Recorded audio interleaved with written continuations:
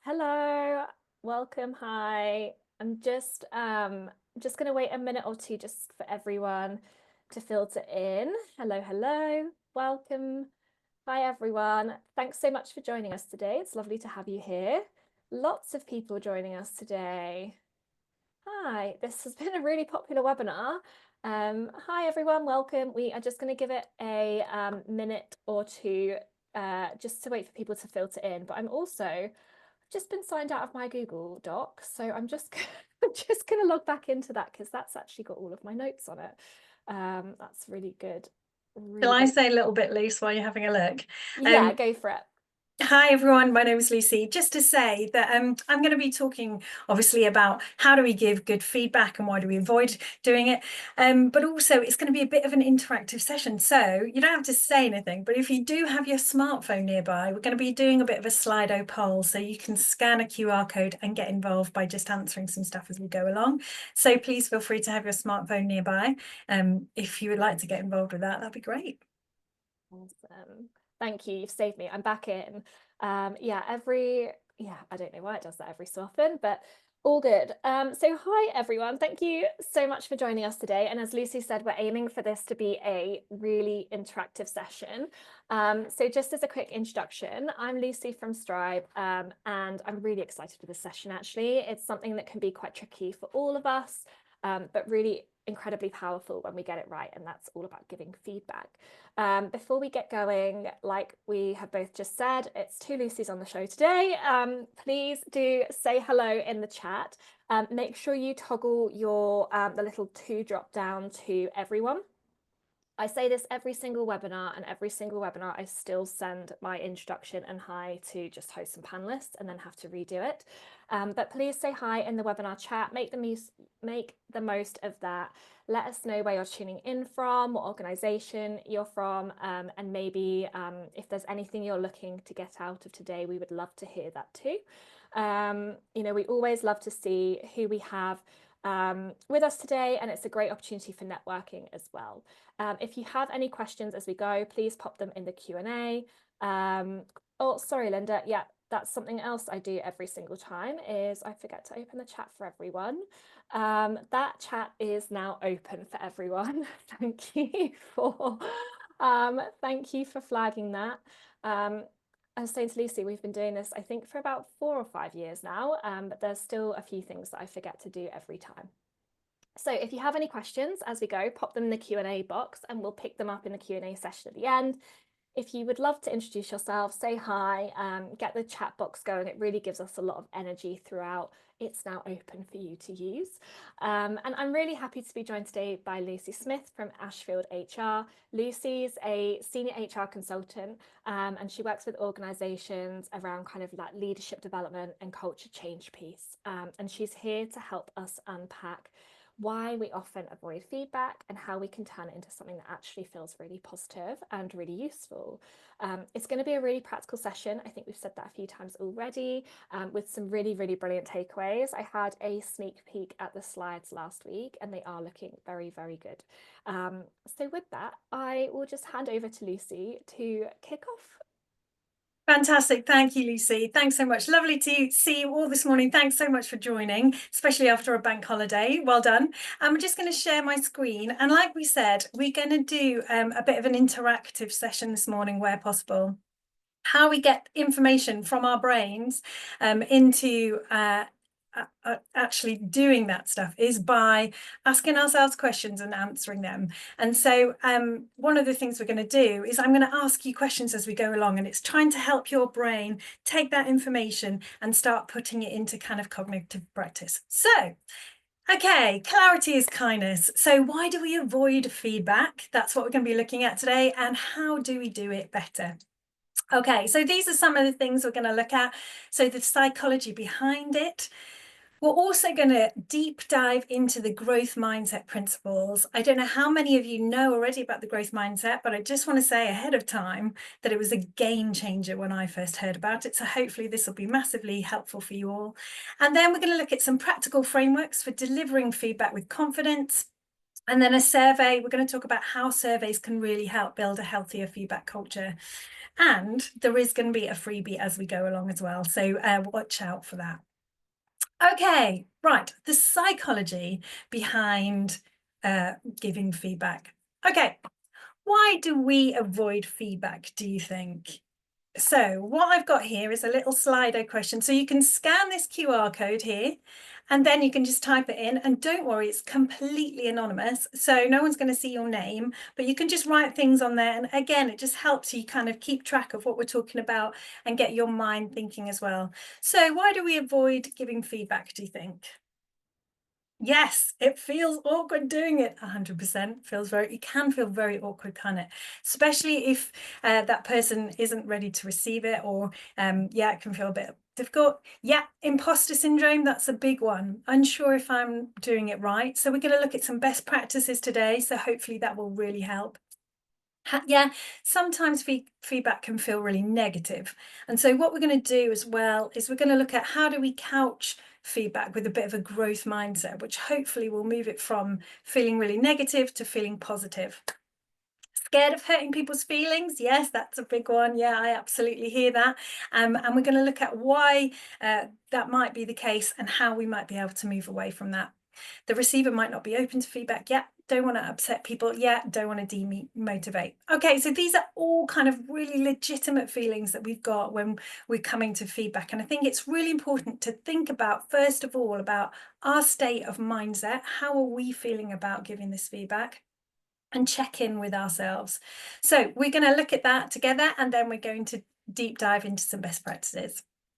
Okay, so here are some of the psychological reasons why we find it hard to give feedback. So in terms of the psychological threat, it can feel quite triggering, can't it, giving some feedback? And the reason is that sometimes the brain response is actually the same response as if we're going to have physical pain. So 69% of UK employees say that they find it hard to give constructive feedback because they don't want to upset the other person. And it is shown that sometimes, if it's given in the wrong way, we can receive it and in our brains is the same place as we process pain. So what we need to do is we need to start thinking about feedback in a completely different way so that it doesn't feel like a threat, and that giving feedback doesn't feel like we're trying to accuse somebody, but it's actually a place of growth and development. So yeah, fear of negative emotions, we talked about that, didn't we, a little bit? There's a stat around 37% of UK employees say that putting off feedback, they put off feedback because they think it will be taken badly. And again, this is really important to think about why we're giving feedback and the effect that we want it to have. And so being able to couch it with the right language, and we're going to look at that through the growth mindset. What are the words that we can use to activate, to kind of stop fear of negative emotions, but to open up positivity? Cognitive biases as well. Yeah, so managers are 4 times more likely to give positive feedback than constructive feedback. And everyone likes to give a good bit of feedback, don't they? And we'll talk about why that's really important. It's really valuable to give good feedback, but also we do need to give constructive feedback, and we need to give feedback that will help somebody grow. And actually, when we look at the growth mindset, hopefully you'll realize that not giving constructive feedback does actually prevent development and growth. And that's actually a really negative thing. We want people to feel like they want to be able to learn, develop, and grow. And then mindsets. Yeah, so sometimes our mindsets can be quite fixed mindset. We're going to talk about that in a minute. But that is kind of thinking that, oh, okay, if somebody's giving me feedback, that's a negative thing about me and my abilities, and therefore I'm bad. So it can feel quite binary. So the other thing we want to do is check in with our mindsets. What are we thinking about feedback, and how can we shape that so that we're ready to receive feedback and give it? Okay, so yeah, 44% of managers say that they find giving development feedback stressful or difficult. Okay, so we're going to help with that today. 37% of managers confess that they provide positive reinforcement regularly. So only 37%. It's quite small. 21% of managers admit that they avoid giving feedback entirely. Okay, so that's probably through bad experience. So again, let's work out how we can do that together. And then 81% of employees say they work harder when the boss shows appreciation. So how do we do that? How do we engage and motivate our teams and our employees? How do we show up as good managers giving good feedback? Well, that's what we're going to look at today. So the mindset, all right. So what we want to do is we want to think about our mindsets, and we want to shift our mindsets from where we are and moving through into a new mindset. And the reason we want to do that, and the reason that it's super important, is your mindset actually affects your behavior. And so you'll whatever you believe in your mind, you will actually start manifesting through your actions. And so we want to just check in with our mindset and work out how we can develop those mindsets to become more healthy and more robust and resilient. So what we're going to look at first of all is the growth mindset. So quick question, jump onto your phone. What do you think the growth mindset is all about? Do you think it's about company growth? Do you think it's about how to avoid mistakes? The belief that our abilities and skills can't be developed over time, or how to avoid making mistakes? Okay. I'm going to give it 2 more minutes, a few more seconds even. Yeah. Okay. All right. Well, we've had some people dive in and say that it's the belief that our abilities and skills cannot be developed over time, and some people that say that our belief and skills can be developed over time. And I'd just like to say it is actually the one that where 80% of you have got it right. It's the belief that our abilities and skills can be developed over time. But if you had put company growth, I might have even given you a little bit of a green light on that, because actually, as we learn the growth mindset and as we implement it into our lives and our teams and our businesses, we do actually see company growth as well. Okay, so what is the growth mindset? So Carol Dweck was a psychologist and professor at Stanford University, and she developed this pioneering concept. So it started in the 1970s, and she was studying firstly in the education arena, and she was looking around how children respond to failure and challenges. So this led to her development of the growth mindset, and the theory has had a significant impact on education, on psychology, on business, on personal development. She's written a book, and it was the Times bestseller, and there's lots of research that she's done that you can check out. But I'm just going to, in a nutshell, explain it briefly this morning.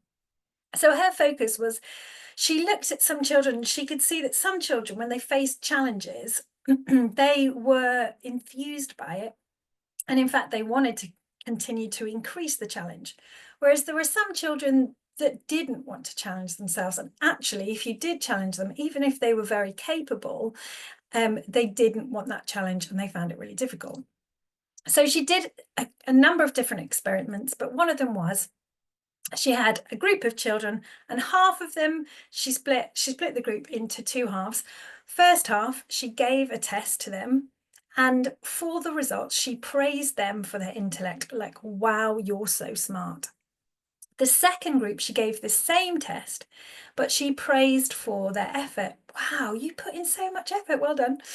And then what she found in the findings was that actually, the group that she praised for the fixed abilities, so the fixed mindset qualities, they wanted either the same test or an easier test, because they felt that any challenge to their intellect was kind of effectively saying if they were a good or a bad person. Whereas the children that she praised for the effort, when asked if they wanted the same or a harder one, they actually chose harder tests because they wanted to keep trying with their effort, and they realized that effort was just the amount of time that you put into something. So it was really fascinating, and there's obviously a lot more research to explain, but that's in a nutshell what she found. And so she realized there was this kind of two mindsets going at play. There was this fixed mindset and there was this growth mindset. And just to highlight as well, you can have a fixed and growth mindset about two different things. So I might have a really growth mindset about something at work, but maybe a fixed mindset about something at home, or I might have a growth mindset about certain of my abilities, but fixed about others. And so what she talked about was trying to kind of develop that growth mindset across the spectrum of the things that we think about. So in short, the growth mindset is the belief that abilities and intelligence can be developed through effort, learning and perseverance. And then you contrast that with the fixed mindset, where people feel like their abilities are static and unchangeable. And if you're kind of like me, you're kind of thinking, okay, yeah, actually, I might recognize that in some of my team members. Maybe I've asked them about a challenge or to do something slightly different, and they're really struggling because it might make them look like they don't know what they're doing, or they don't want that kind of challenge. And that might be because they may have a bit of a fixed mindset. Okay, let's have a think. What's one skill that you've improved at through practice? Because a lot of people say to me, well, I don't know, this doesn't make sense to me. But actually, we can have growth mindsets about a lot of things. Like, I don't know if you can drive, but maybe so that is a skill that you have to learn and develop. My 16-year-old was in a Porsche the other day, and she is learning to drive. Terrifying. But yeah, so presenting, great. Yes, painting. These are all things that we couldn't do to start with, and we've got better at practice. Painting, I remember my husband is a painter, and he said, oh, I'll teach you to paint. And after 4 hours, I was like, when's this painting going to be finished? And he was like, oh, probably in about 3 days. And I was like, oh no, I've got to put in the effort. So yeah, it's about developing and growing. Yeah, building confidence. Yeah, delivering training, public speaking. Yeah, these are all things that we are working hard and putting effort in. And so let's have a little look at some of the key phrases that we use when we're talking about the growth mindset that can help us implement growth mindset in our everyday. Okay, here are some companies that actually use the growth mindset. Just to say, there's a lot of companies out there, obviously much smaller, but these are some of the big giants. Just to say, Microsoft, so they had a mantra that it was we've got to know it all, and the business, as we know, started to get itself into a bit of tricky times and difficult times. And they had a new director come in, and she said, right, we're going to change it from know it all to learn it all. And she shifted the culture using growth mindset to enable employees to lean in and engage and say, it's okay if I don't know it yet. I need to work hard. I need to come up with challenges are okay. They're just a way of us learning new skills and developing new ways of doing things. So you can read about that case study, but it is quite fascinating. All right, so we've looked at the growth mindset and how it showed up in the research and education. But why do you think this research is helpful for us in business? Why might it be useful? Let's have a little think. You can jump on your poll.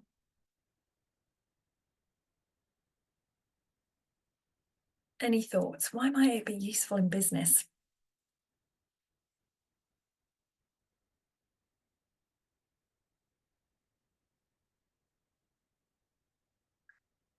Yes. Yeah. Continue to involve our offering. Yeah. Continue to enable us to learn and develop. Yeah, grow the company, absolutely. Yeah, the support and development of employees, brilliant. Find better ways of doing things that we've done things for. Yes, that is so good. Yes, so changing, like, okay, just because we've done this always doesn't mean to say we always need to do it like that. Encourage people to be open about lack of knowledge. Yes, that is brilliant. And skill sharing, really important. If we have a growth mindset, we understand that skill sharing is really beneficial. If we have a fixed mindset, we think skill sharing is, we become competitive with our team. So we think, well, they should know it. They should be as knowledgeable as me. I'm not sharing my knowledge with them. So again, a growth mindset helps to really start that learning and development culture. Retaining staff, yeah, so absolutely retention as well, because they understand that you are really involved in their development and their growth. Okay, so here's some other things as well. So employee performance. So growth mindset is shown to improve by 10 to 15% for employee performance, which is really interesting, isn't it? Because I think some of these things, it's been tough, I think, since the pandemic in terms of everybody's motivation and those kind of things. So I do think that looking at the growth mindset for your employees can massively make a difference. Innovation and creativity, so it can increase it by 20%. So a 2020 report by Innovate UK highlighted that businesses with a culture of innovation where employees are encouraged to experiment saw a 20% higher revenue growth rate compared to those that did not. Embracing the growth mindset culture of embracing failure as learning opportunity leads to a surge in innovation, creativity in the UK's most successful companies. Also, collaboration and team dynamics. So 25% better decision making. So the CIPD did a study in 2021 and it showed that 65% of organisations that focused on team collaboration and knowledge sharing experienced higher levels of engagement and output from their employees. So these teams showed 25% better decision making, which is really important, especially in fast-paced industries where you need to be adaptable. Resilience and adaptability, so 17% less turnover. So that's really important. And obviously we spoke about that a minute ago about engaging our employees. And so the CIBD did a learning and skills work survey in 2023, and they reported that companies that encourage resilience, key attributes of the growth mindset, have a 17% lower turnover rate. This shows that resilience, especially in changing environments like those with the COVID-19 pandemic, contributes to stability and improving long-term performance. And then finally, 20% higher profitability. And a research by McKinsey and Company have basically shown that 20% higher productivity for leaders who foster a culture of continuous learning and provide constructive feedback drive both engagement and retention. So if I came to your company and said, hey, look, I could help you, increase employee performance by 10 to 15%, you might be like, yeah, I'm ready to listen, Lucy. And so just want to say that this stuff, whilst it sounds like, oh, it's just about mindsets, it's kind of like a soft skill, it massively impacts the bottom line and the tangible outcomes of your business. Okay, so let's have a quick look at some of the key elements. So the key elements are the power of yet, the power of praise, and failure isn't fatal. Okay, so the power of yet. So this is the idea of emphasizing the idea that we've not achieved something yet, but it doesn't mean to say that it won't happen. I was in a company, head of people and growth for a film and animation company. We were starting a whole new technology that was about kind of a 3D virtual kind of way of recording people. It was really new tech, and the company were really excited, but also the teams were freaking out because they knew that they had to deliver this new innovative way of working, but it was also very new to everybody. And so the growth mindset really helped because we kept saying things like, it's okay, we haven't got there yet. Like, we've tried this way and it doesn't work. Okay, that's just one of the ways that we've tried that doesn't work. It's okay. And the power of yet really helped people lean in and think, okay, it's not about nailing this first off the bat, but it's about learning and developing and understanding what we've got from our failures that we can use as gold going forward. So the power of yet's really, really helpful. Also, the power of praise. So as I mentioned, that Carol Dweck in her research showed that actually if she changed the way she praised the children, they actually responded in a way more resilient way. And so often we are told it's like targets, end result, which is true. But if we just focus on that, what we're going to miss is the gold of all the other things that we can feedback and praise on. And so effort. So it might be like, hey, look, I know you didn't get that result you wanted, but I did see that you stayed late, or you put in loads of effort, or you were answering those questions from the client in a really helpful way for them to understand why it's not working yet. So just thinking about how we praise people in the process is really important too. And then finally, I wish this was not true. I'm just going to say, because failure sometimes can feel really fatal, can't it? And I remember a couple of decades ago when I came across this research, I thought to myself, well, I don't know what you're talking about, Carol, because yeah, failure feels fatal. But actually, if we can lean into failure, and this is what all the great kind of inventors have done over the decades, is work out what is the gold from each failure that I'm going to take through as my learning and my growth, so that next time I do it differently. So feedback, failure becomes feedback. So you can actually think about, okay, this provides valuable data for me to know what to do or what not to do next time. It's also an opportunity for growth. So every time we fail, it's seen as a stepping stone in the growth mindset towards the end goal. Often we can feel that failure can feel so binary that it stops us from continuing on that trajectory of growth and learning. And so the growth mindset really helps us unlock and break off all that kind of defensiveness, and kind of move through to growth. Temporary setback. So in the growth mindset, failure isn't a permanent state, but it's a temporary setback. And then finally, encouragement to try again. So rather than being discouraged by failure, those with a growth mindset are motivated to go again. And so this is really important, very difficult, I think, in some companies. I literally trained a science company on this last week, and we were talking about, because sometimes failure does feel really fatal, especially if the outcome is the goal needs to be this. But what we've been saying is it's not just thinking, okay, what is the end result? It's how do we understand that all these different things can lead to us learning and developing and growing in new ways. Okay, so let's have a think about the impact of the mindset on behavior. So we need to think about our mindsets. And if we're shifting to a growth mindset, it's really interesting. It affects these different things. So if we are leaning into a growth mindset, it affects our responses to challenge. So a growth mindset encourages us to view challenges as opportunities for learning and growing and development. A fixed mindset leads us to avoid challenges. And this is where you can see sometimes if there's might be a bit of a fixed mindset going on in teams, is when they start not sharing things and they start hiding things or not being open and honest about failures. And that's a good bit of data for you to realize, okay, I think there's a fixed mindset going on here and I need to try and help shift the team into a bit more of a growth mindset. Resilience and persistence. So a growth mindset fosters great resilience and perseverance. A fixed mindset can lead to giving up easily. So that's a great way. If I feel like, oh, I'm giving up easily on this, this is great data for me to think, no, bother, I've fallen into a fixed mindset about that. And to think, okay, how can I reframe my mind and think about this in a different way?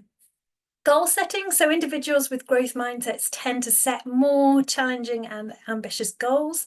I have tried to do sugar-free 2025 this year, so you can ask me in the Q&A how that's going. Okay, and individuals with a fixed mindset may set lower goals to avoid potential failure. Learning and improvement. Okay, so growth mindset promotes a continuous desire for learning and self-development, whereas a fixed mindset can lead to limited learning. I do remember that I used to have this view where I was like, oh, I've only got this certain amount of space in my brain, so I can only remember or retain this kind of certain amount of information. And it was a very fixed mindset about my abilities. And so actually thinking about it in a completely different way, like it's like a muscle, the more I use it, the more it grows. And then self-efficiency. So the growth mindset increases self-efficiency, and the belief that one can succeed in tasks. So what are the benefits? Okay, well, this is great because there are huge benefits to the growth mindset and feedback. It can reduce defensiveness and promote openness. So, we were talking about before, like, oh gosh, I hesitate because I'm concerned about how they're going to receive it. Actually, if we've got a growth mindset, we're going to be more open to feedback because we see it as a part of our learning and development. So therefore, it reduces defensiveness. So if I work in a team, and so if somebody comes to me and says, Lucy, I need you to think about that again because that's not right, or you haven't done that quite right. Instead of me feeling fully offended, my defensiveness are reduced because I think to myself, oh, that's really helpful. Thank you for pointing that out because I want to learn and grow and develop so that I know not to do that again next time. So yeah, it enhances resilience and adaptability as well. Okay, so how can we shift our mindset? Well, have you heard this? Insanity is doing the same thing over and over again and expecting different results. So we need to do something different in our mindsets. And how can we do that? So how do you shift to a growth mindset? So name the fixed thought. So that's why I was saying feelings are really good data because we can suddenly think, oh yeah, I feel really like, stuck in this. Maybe that is good data to realize I'm a bit of fixed mindset. So instead of saying, I'm not good at this, you could say, I'm not good at this yet. Okay, you can ask, where can I learn from here? So reframe mistakes as information, not identity. So thinking about, if I failed, our first question is, okay, what's my next step forward? What's my next right step? And how can I use what the failure that's happened as data to help me move forward in the right direction? Track your language. So instead of saying, hey, I'm not a natural leader, or look, I'm not good at presenting, or whatever it is that we were thinking about before, you think about, okay, leadership is a skill that I can build, or presenting is a skill that I can build. All of these things are things that I can learn and develop. Remember past wins as well. So reflect on things that you once struggled with that you could do easily. And that's proof you can change. That's why I asked about driving, because if you can start learning to drive, it feels so alien. You're doing a gazillion things. And then suddenly it becomes like, oh, I'm just chatting to somebody next to me while I'm driving along, not even thinking I'm driving. And so it's that thing, isn't it, of thinking and being kind on ourselves in the process as we're learning and developing and thinking, I'll get there. Might take me longer than other people, but I'll get there. I've just not got there yet. And then surround yourself with growth mindset people. So people that have this mindset that can encourage you. And that's been really helpful in my life as I've kind of gone through my career thinking and surrounding myself with people that have got this kind of mindset and can promote it to me as well. Okay, quick question for you then.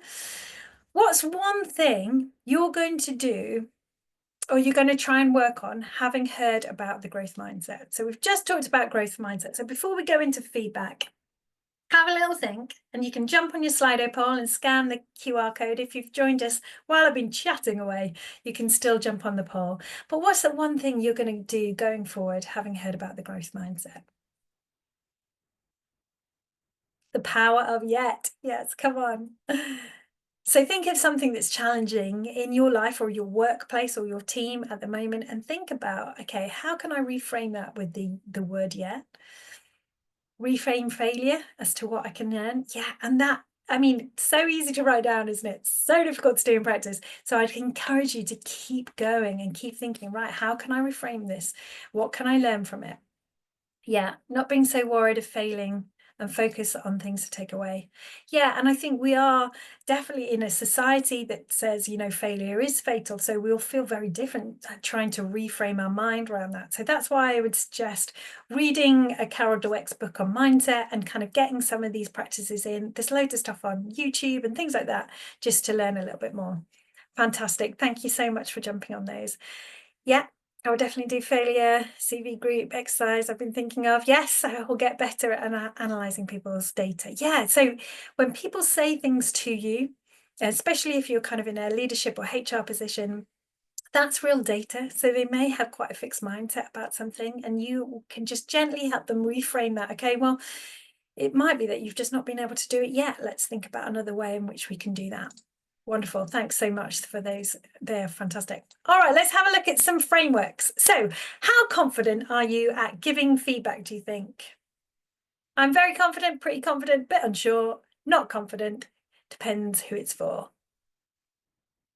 Okay, a bit unsure, pretty confident, great. Depends who it's for. Yes, that would be me. Depends who it's for. Yeah, brilliant. Well done. Bit unsure. Okay, fantastic. Let's have a look. So there are lots of models for feedback, but I would say think of some of them. I'm going to go through one today, but I'm also going to give you access to another one that you can kind of receive through just getting in touch with me.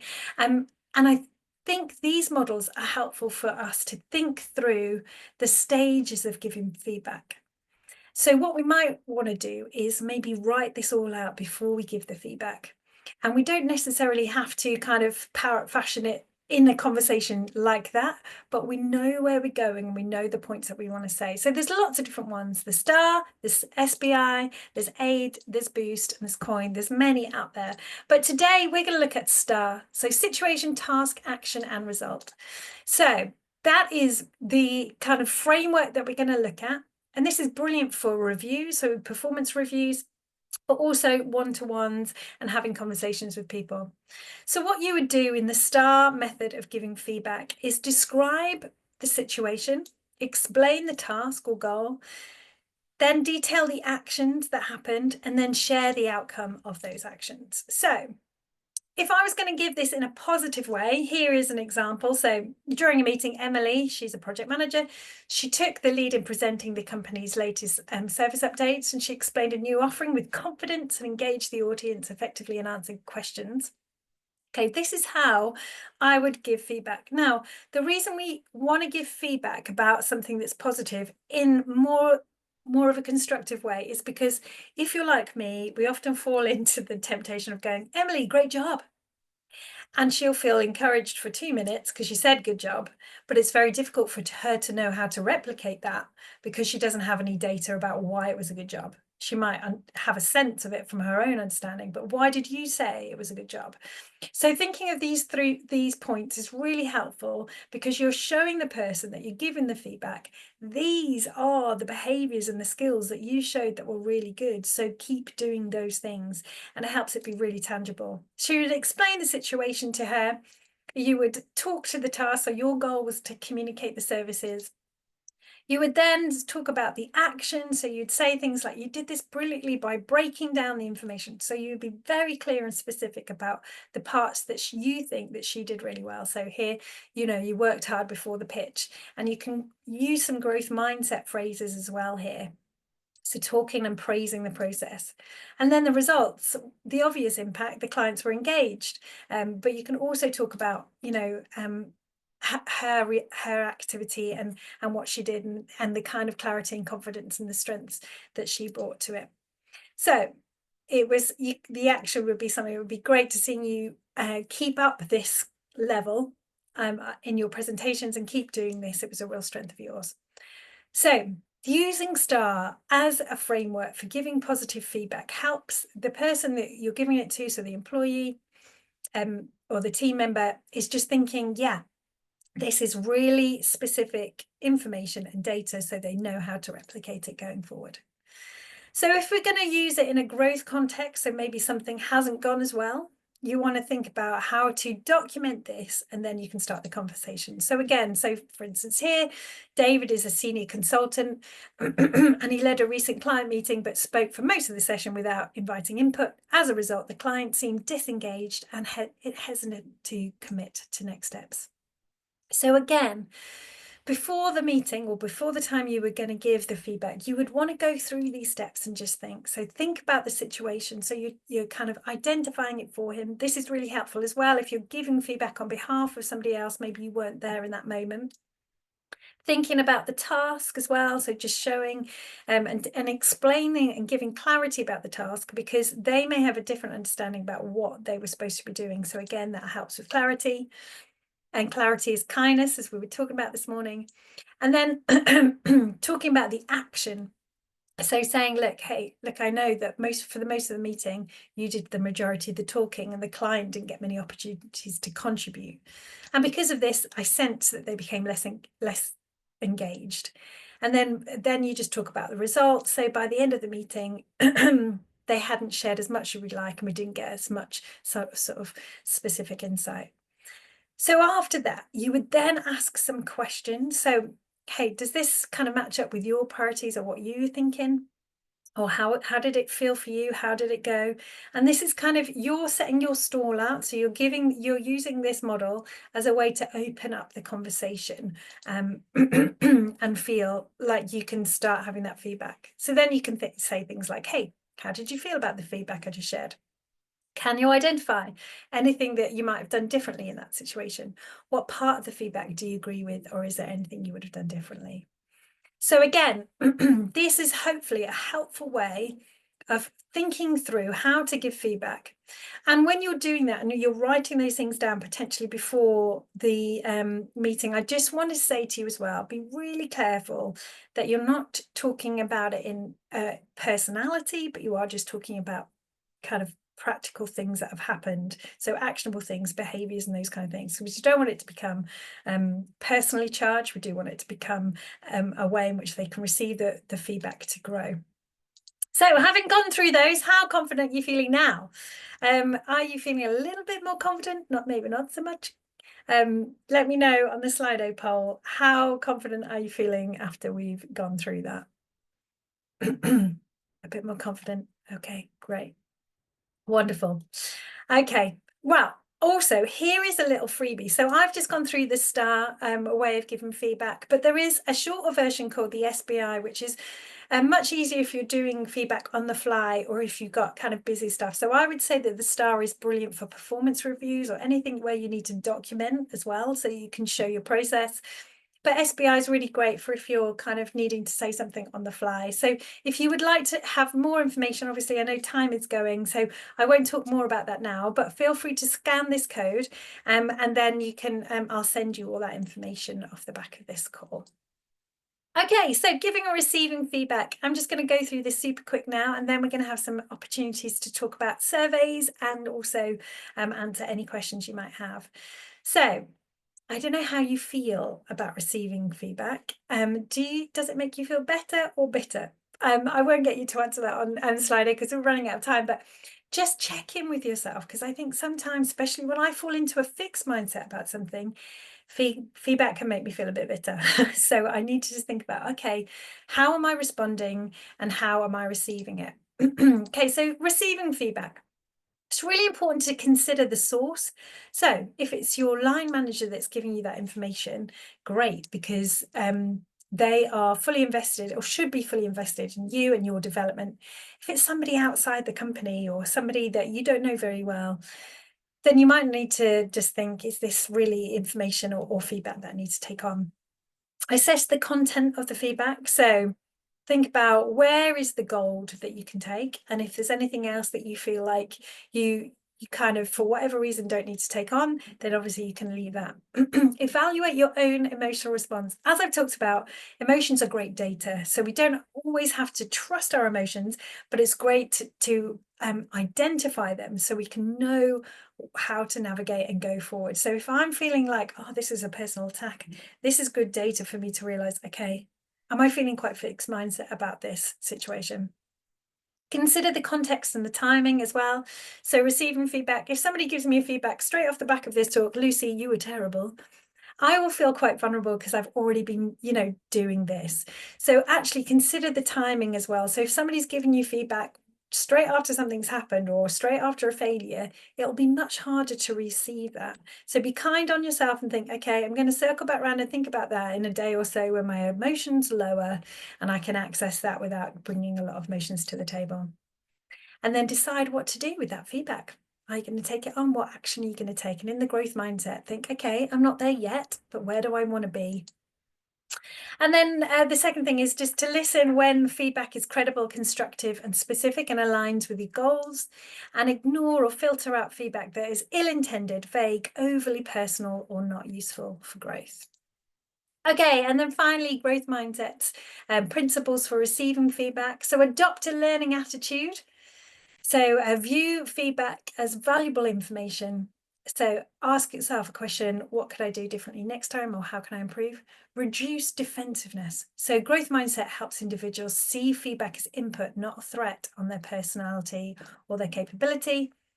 And then, hey, I think the Americans are better at this than we are, but practice some good self-talk. So feedback isn't about limitations, it's about my opportunity to grow. And when I realized this, I actually was like, I don't know why people aren't giving me more feedback, because I want to learn and grow and develop. I don't want to stay the same old Lucy Smith. I want to be better next year than I am this year. So actually you start seeking out feedback and realizing it's really beneficial.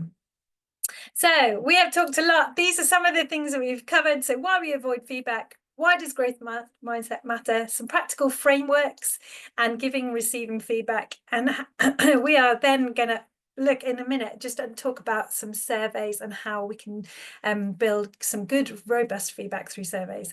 But again, if you did want to have a little look at that fee model, you can jump on that QR code there. Right, I'm going to stop sharing my screen now, and then I think Lucy and I are just going to have a little bit more of a chat.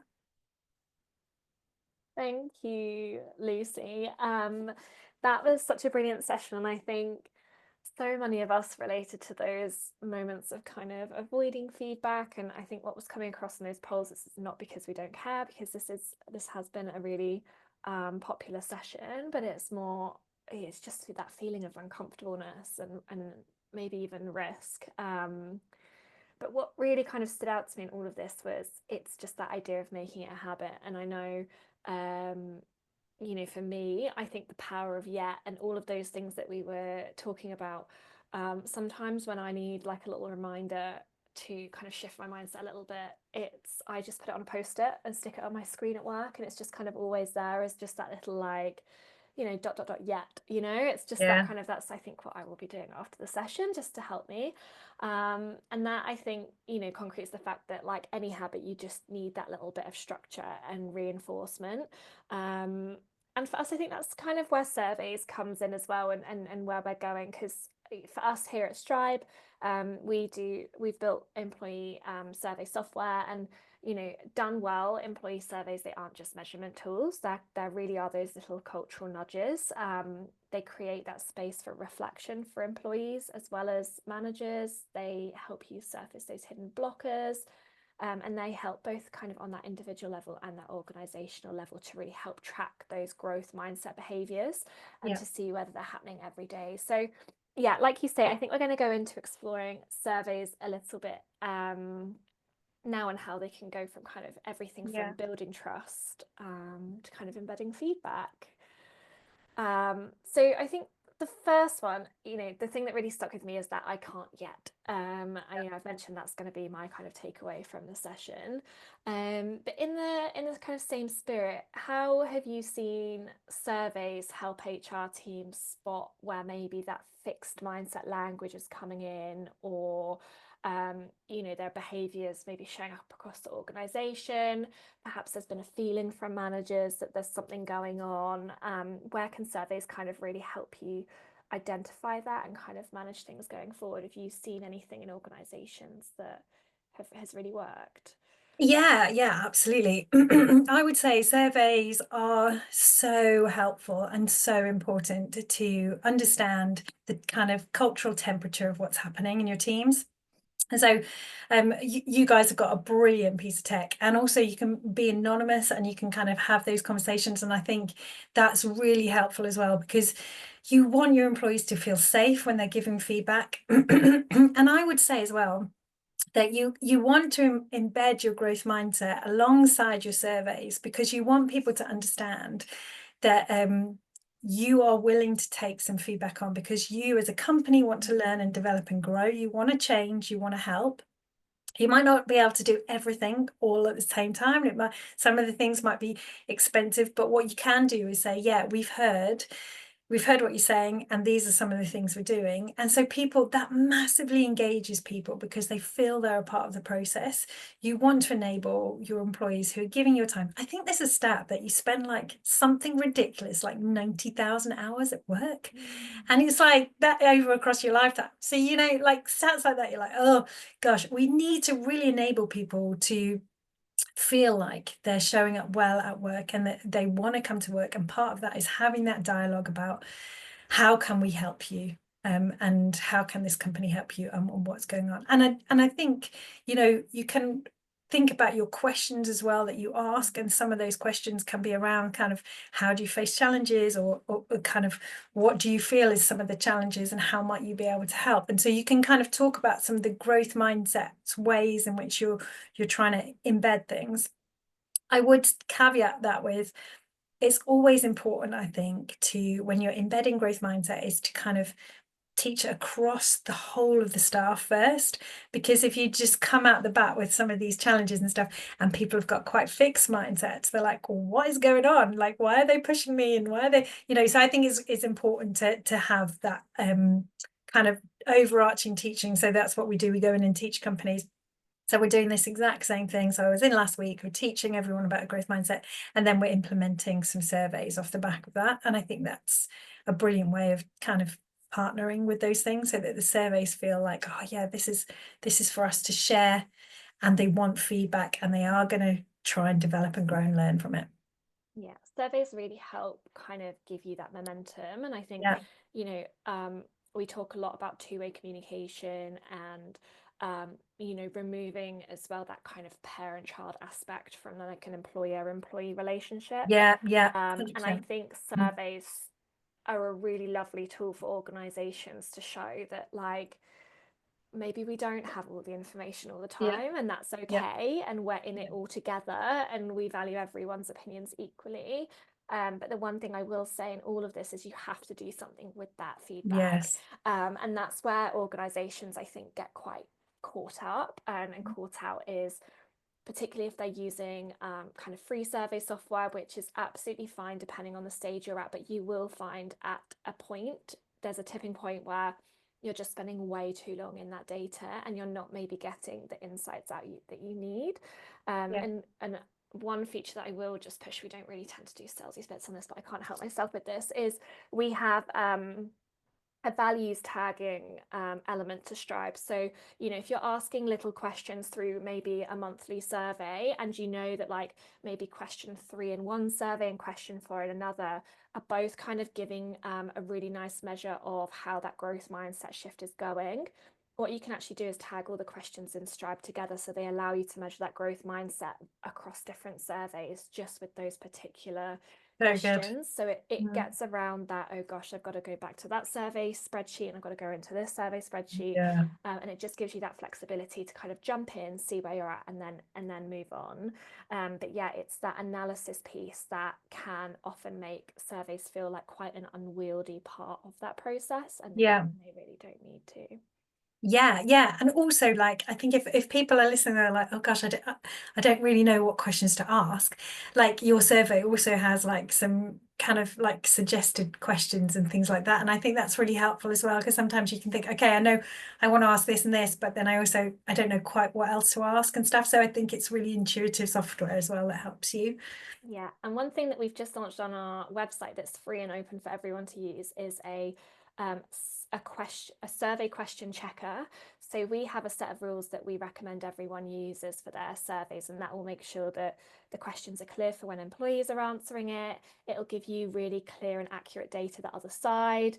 And it's things like not asking 2 questions at once, not using really complex language, making sure that the language is simple enough that everyone will be able to understand, making sure it's not leading. So lots of different market research principles.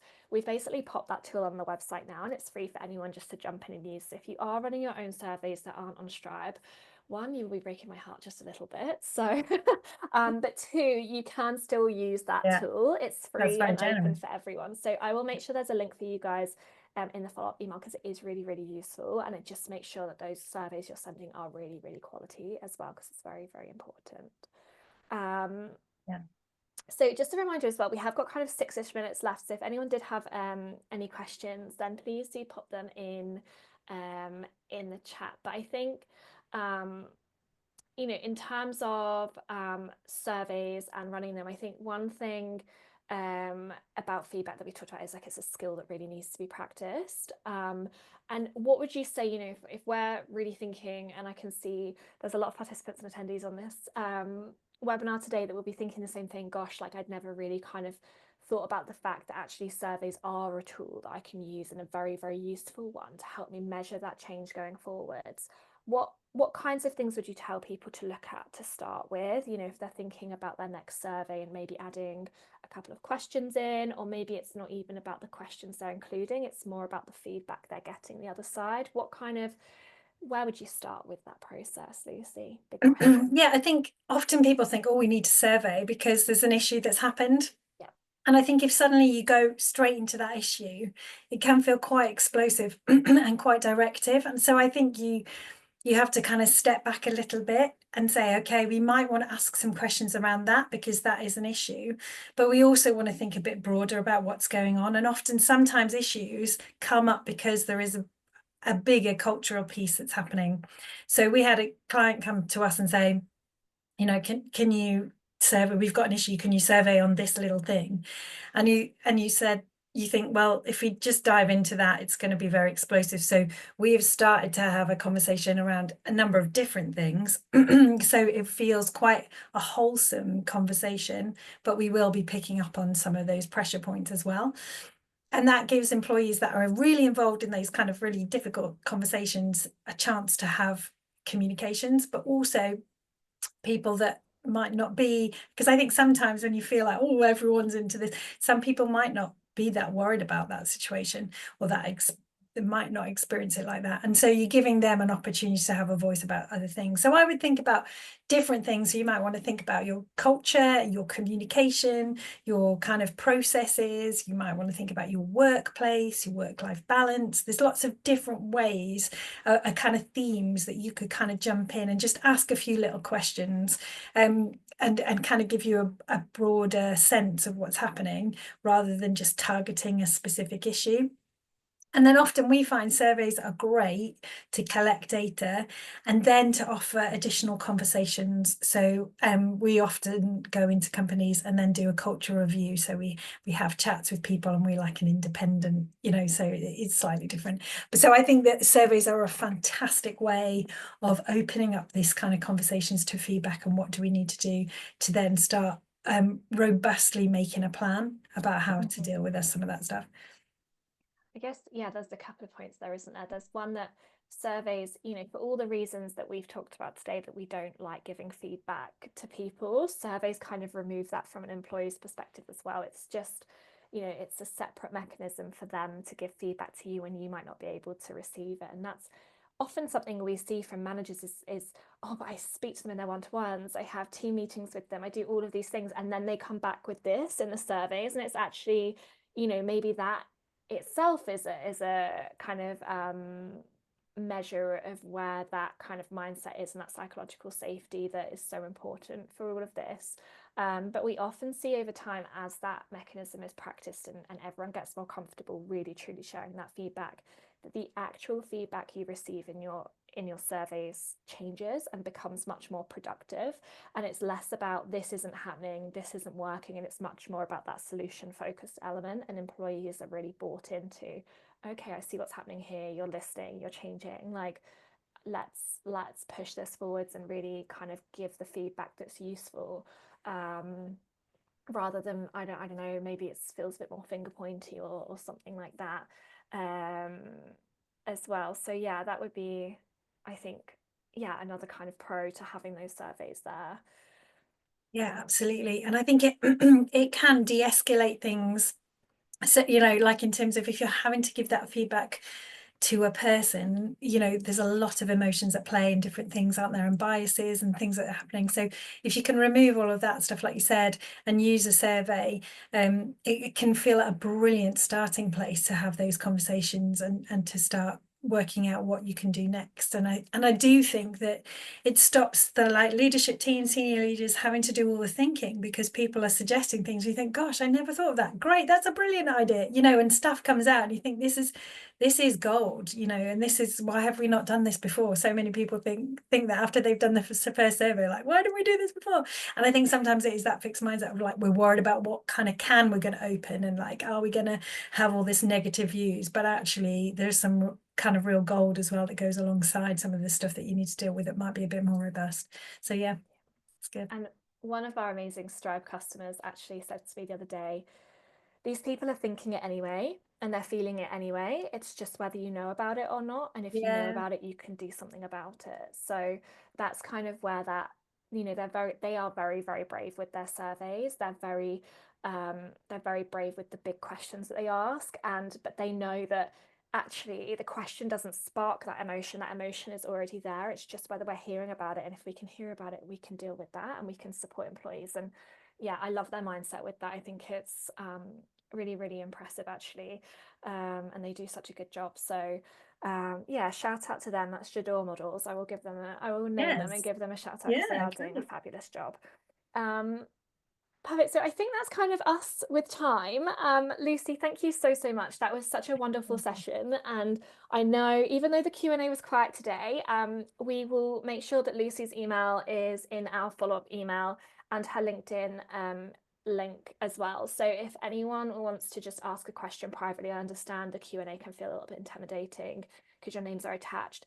We are both open to questions and hearing from you via those channels if you need that. So thank you so much for joining us, and thank you again to Lucy for such an insightful session. It was really, really wonderful. If today's session sparked some ideas for your organisation, you know, for Lucy's services or us here at Strive, and you're curious about how either of us can work with you to create a more open, feedback-friendly culture, either through the consultancy services that Ashfield HR offer or through the survey software that we have built, we would absolutely love to hear from you. So yeah, drop us a message after the session, or you can visit strivehq.com as well. We will have a blog with everything. Thanks again so much for your time and your energy. It was so lovely to have you all here. We will follow up with links, recordings, and resources, and we will see you again very soon on the next webinar. Thank Thanks you for so having much. me. Thank you, Thanks so much. Lucy.